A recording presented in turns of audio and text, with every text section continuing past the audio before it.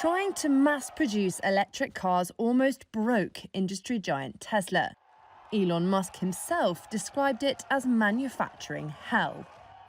So, where does that leave electric vehicle startups that don't have billions of dollars of investors' cash, but still want to ramp up production? London-headquartered Arrival is forging an alternative path towards microfactories.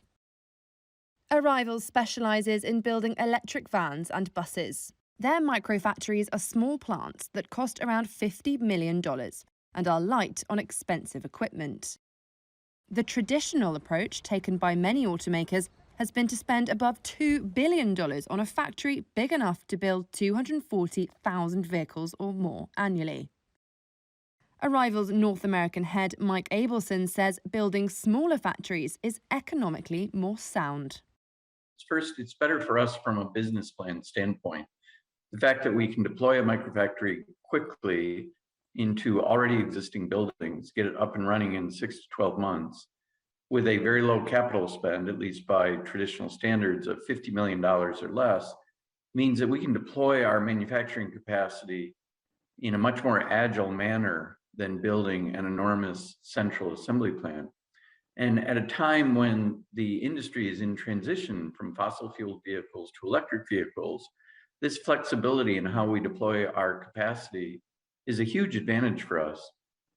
We've sized our microfactories such that a van microfactory can produce 10,000 vans per year when operating on 2 shifts, and the bus microfactory can produce 1,000 buses when operating on 2 shifts. And Arrival is taking lessons from other electric vehicle giants. During 2017 and 2018, Tesla struggled to scale up volume production of the Model 3 sedan. Hey guys. The then loss-making automaker burned through cash as it contended with an over-reliance on automation, battery issues, and other bottlenecks. It even built a new line in just 2 weeks in a huge tent outside its Fremont, California factory to meet its production targets. Arrival wants to avoid facing those same issues. Microfactories remain light on expensive equipment, with only 70 robots needed per site. There's no need for paint shops because its vans are made of lightweight, coloured plastic composite. And they're built close to major customers around the world, cutting shipping costs and hiring local workers. We think the distributed manufacturing approach is also an advantage for the communities where we site our microfactories. We're going to be bringing jobs and paying taxes in many more communities than if we had one large central assembly plant. So it's good for our business, but it's also good for the communities where we operate. So inside of the microfactory, we use a fairly automated process. But when operating in full capacity, the microfactories should bring about 250 to 300 jobs to each community when they're operating on 2 shifts.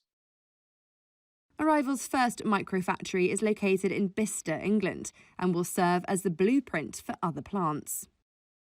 The company raised about $660 million from its March public offering and is building 2 US plants, one in North Carolina plus another in South Carolina. It's also building a factory in Spain, and Abelson says more plants will be announced this year.